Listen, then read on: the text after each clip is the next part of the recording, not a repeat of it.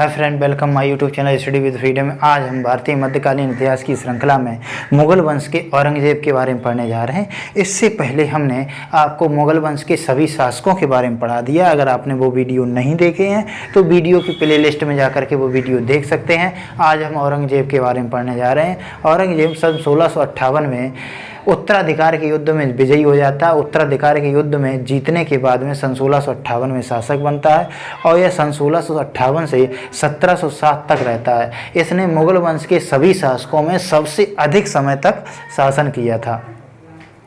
औरंगजेब को जिंदा पीर के नाम से जाना जाता है। जिंदा पीर के नाम से जाना जाता है। औरंगजेब के बारे में हम चलो पढ़ते हैं। इससे पहले अगर हम आपको बता दें, अगर आप हमारे चैनल पर नए हैं तो हमारे चैनल स्टडी विद फ्रीडम को सब्सक्राइब कीजिएगा और अगर आप ये वीडियो देख रहे हैं तो प्लीज़ इस वीडियो को लाइक ज़रूर कर दीजिएगा। तो चलिए हम शुरू करते हैं औरंगजेब के बारे में। औरंगजेब का जन्म 24 अक्टूबर सन 1618 में मध्य प्रदेश के दोहाद में हुआ था। इसकी माता का नाम मुमताज़ था, इसकी माता का नाम जो था वो मुमताज़ था, जो शाहजहां की प्रिय पत्नी थी। ये औरंगजेब का जन्म मुमताज़ से तीसरे पुत्र के रूप में हुआ था। मतलब ये औरंगजेब जो था शाहजहां का तीसरा पुत्र था। ठीक है, तो इसका जन्म सन 24 अक्टूबर सन 1618 में हुआ था। इसकी उपाधि बहादुर की थी, जो इसने मेवाड़ विजय के बाद में इसे प्राप्त हुई थी। ठीक है, इसके जो प्रारंभिक शिक्षक थे मीर हासिम गिलानी थे और अब्दुल लतीफ़। इसके जो प्रारंभिक शिक्षक मीर हासिम गिलानी और अब्दुल लतीफ़ नाम के प्रारंभिक शिक्षक थे। औरंगजेब का विवाह फारस के राजघराने की एक लड़की थी जिसका नाम था दिलराज बानो बेगम, उसके साथ हुआ था, जिसे औरंगजेब ने राबिया उद दौरानी की उपाधि दी थी। राबिया उद दौरानी की उपाधि दी थी, जो औरंगजेब की बाद में प्रिय पत्नी बनती है औरंगजेब की। ठीक है, औरंगजेब का 2 बार राज्याभिषेक हुआ है। पहला राज्याभिषेक उत्तराधिकार का युद्ध होता है तो क्या होता है, पहला उत्तराधिकार ये शासक बनने से पहले दक्कन का सूबेदार होता है। दक्कन दक्षिण भारत के दक्कन का सूबेदार होता है। तो इसके पिता की जब बीमार पड़ने की खबर इसे मिलती है तो क्या करता है, ये अपने आप को दक्षिण भारत में ही स्वतंत्र कर देता है और बाद में एक सामूगढ़ के युद्ध के बाद में अपना राज्याभिषेक कराता है। फाइनल राज्याभिषेक मतलब अंतिम राज्याभिषेक, जो दूसरा राज्याभिषेक होता है गद्दी पर बैठने का, वो 15 जून सन 1659 में होता है। तब ये अब्बुल मुजफ्फर मोहिउद्दीन मोहम्मद औरंगजेब आलमगीर की उपाधि धारण करके बैठता है गद्दी पर बैठता है। क्या नाम था? अबुल मुजफ्फर मोहिउद्दीन मोहम्मद औरंगजेब आलमगीर के नाम से गद्दी पर बैठता है। यह पहला ऐसा शासक था जिसने सबसे अधिक सैन्य पर ध्यान दिया था, सेना पर ध्यान दिया था। इसके समय में मुगल साम्राज्य सबसे अधिक क्षेत्र में फैला हुआ था। सबसे बड़ा मुगल साम्राज्य औरंगजेब का ही था। यह जब शासक बनता है तो कुछ कार्य करता है, जिनमें यह औरंगजेब परिवहन कर को समाप्त कर देता है, पांडारी कर को समाप्त कर देता है, चुंगी कर को समाप्त कर देता है और नगरों पर लगने वाले गृह कर जो होता है उसे भी समाप्त कर देता है। लेकिन इसी के समय में गौ हत्या प्रतिबंध जो लगा होता है उसे ये प्रतिबंध उसे हटा देता है और कुछ नए प्रतिबंध भी लगाता है।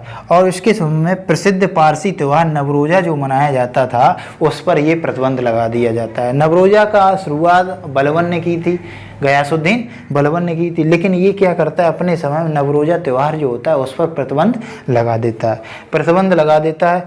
यह अपने सिक्कों पर, इसके समय में जो सिक्के चलते हैं उन पर कुरान की आयतें लिखाना बंद कर देता है। क्यों बंद करा देता है? क्योंकि ये कहा करता था कुरान की आयतें बहुत से लोगों के हाथ में पहुंचती हैं जिससे सिक्के जो हैं अपवित्र हो जाएंगे। इसलिए कुरान की आयतें जो सिक्कों पर लिखी जाती थी उन सिक्कों पर लिखाना ये बंद कर देता है। ठीक है, इसके बाद हम आगे की बात करते हैं। यह तुलादान प्रथा और झरोखा दर्शन प्रथा पर प्रतिबंध देता है। तुलादान प्रथा क्या होती है? राजा या रानी के जन्म दिवस के अवसर पर राजा का जन्म दिवस या रानी का, किसी का भी हो, राजा या रानी के जन्म दिवस के अवसर पर क्या होता है, राजा अपने वजन के बराबर हीरे जवाहरात तौलवाता था और उन हीरे जवाहरातों को गरीबों में बांटता था। इस वजह से ये क्या करता है, इस प्रथा को बंद करवा देता है।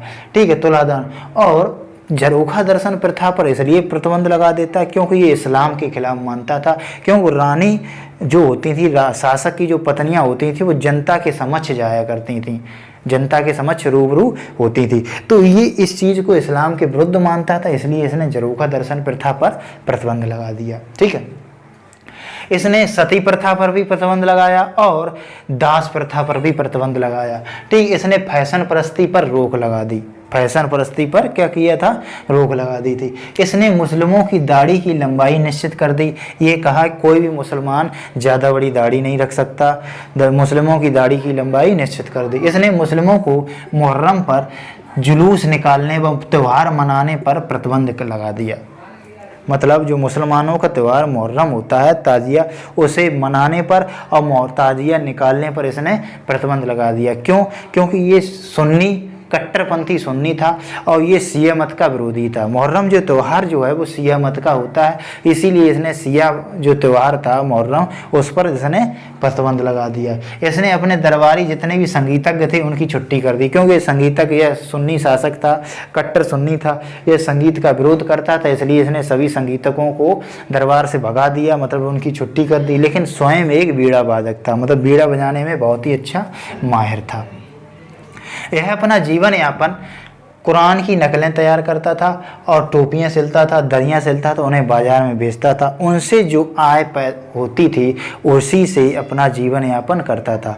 बताया जाता है औरंगजेब भारतीय मध्यकालीन इतिहास का पहला ऐसा शासक था जिसने खजाने में से एक भी रुपया नहीं लिया था, खजाने से एक भी पैसा नहीं लिया था अपने जीवन निर्वाह के लिए। जो कुछ भी जीवन निर्वाह के लिए खर्चा होता था वो टोपियाँ सिलता था, कुरान की नकलें तैयार करता था, उन्हें बाजार में बेचता था, उन्हीं से ही क्या होता था कि अपना जीवन निर्वाह करता था। इसके समय में सबसे अधिक हिंदू सेनापति थे, मतलब सबसे अधिक मनसबदार जो थे वो हिंदू थे। तो इसके समय में सबसे अधिक सेनापति थे हिंदू। इसने दिल्ली के लाल किले के अंदर मोती मस्जिद का निर्माण कराया था, दिल्ली के लाल किले के अंदर मोती मस्जिद। इसके समय में बताया जाता है औरंगजेब के समय में सबसे कम इमारतों का निर्माण हुआ, जिसमें मुख्य 3 इमारतें आती हैं, जिसमें दिल्ली के लाल किले के अंदर मोती मस्जिद का निर्माण कराया था तथा लाहौर में बादशाही मस्जिद का निर्माण कराया था, लाहौर में बादशाही मस्जिद का निर्माण कराया था।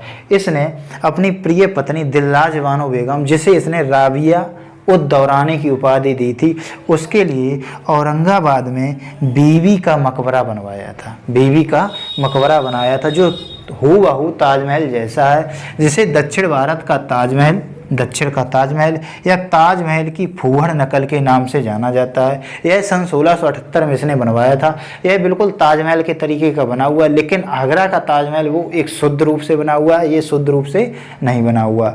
तो इसने अपनी प्रिय पत्नी राबिया उद दौरानी, जिनका मूल नाम दिलराज बानो बेगम था, उनके लिए औरंगाबाद में बीवी का मकबरा बनवाया था। ठीक है, अब इसके बाद हम आगे की बात करते हैं। औरंगजेब के समय में 11 जून सन 1665 में पुरंदर की संधि हुई थी। यह संधि शिवाजी और मराठा शासक शिवाजी और जयसिंह के विरुद्ध हुई, जयसिंह के मध्य हुई थी। जयसिंह औरंगजेब के अधीन एक शासक थे, राजपूत शासक थे, जिनके मध्य में शिवाजी और जयसिंह के मध्य में ये संधि हुई थी, पुरंदर की संधि, जिस संधि के अंतर्गत में शिवाजी ने औरंगजेब की अधीनता स्वीकार कर ली थी। इसके बाद औरंगजेब ने सन 1679 में जजिया कर प्रारंभ कर दिया था, पुनः लागू कर दिया था, और जजिया कर में बच्चे, बूढ़े, भिखारी, अपाहिज, अल्पवयस्क और ब्राह्मण लोगों पर इसने छूट दी थी। तो जजिया कर इसने 1679 में प्रारंभ किया था। इसने सन 1675 में सिखों के 9वें गुरु तेग बहादुर की हत्या करवा दी थी, सिखों के 9वें गुरु तेग बहादुर की हत्या करवा दी थी। क्या कारण था? इससे पहले गुरु हरिकृष्ण जो सिखों के 8वें गुरु थे, उससे औरंगजेब का बहुत अच्छा संबंध होता है, लेकिन सिखों के जो 9वें गुरु होते हैं तेग बहादुर, उनकी ये हत्या करवा देता है, मृत्युदंड दे देता है, जिससे वो उनकी मृत्यु हो जाती है। क्या होता है कि ये उनसे इस्लाम धर्म स्वीकार करने की बात करते हैं, वो इस्लाम धर्म स्वीकार करने के लिए मना कर देते हैं, जिस वजह से औरंगजेब उन्हें मृत्युदंड दिल्ली में दे देता है, उनकी हत्या हो जाती है। औरंगजेब की मृत्यु 1707 में दक्कन में हुई थी। तो इसका जो मकबरा बना हुआ है वो औरंगाबाद में बना हुआ है। इसे एक सूफी संत थे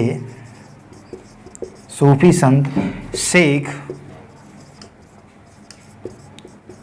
बुरहानुद्दीन की दरगाह के पास में इन्हें इसे दफनाया गया है औरंगजेब को। तो सूफी संत शेख बुरहानुद्दीन की दरगाह के पास इसे दफनाया गया। ये कहा करता था कि मेरी मृत्यु होने के बाद मुझे साधारण तौर पे दफनाया जाए, साधारण तौर पर दफनाया जाए और कोई ज़्यादा खर्चा ना किया जाए। तो इसे साधारण तौर पर इसकी जो कब्र औरंगाबाद में बनी हुई है वो कच्ची कब्र है, जबकि सभी मुग़ल शासकों की कब्र जो है बहुत ही अच्छी बनी हुई है। तो इसकी कच्ची कब्र है औरंगजेब की। इसकी मृत्यु सन 1707 में हो जाती है। औरंगजेब को जिंदा पीर के नाम से जाना जाता है। ठीक है, अब हम इसके बाद में अगले वीडियो में उत्तरवर्ती या परवर्ती शासकों के बारे में पढ़ेंगे। अगर आपको हमारा वीडियो पसंद आया तो हमारे वीडियो को लाइक कीजिएगा और हमारे चैनल स्टडी विद फ्रीडम को सब्सक्राइब कीजिएगा। जय हिंद।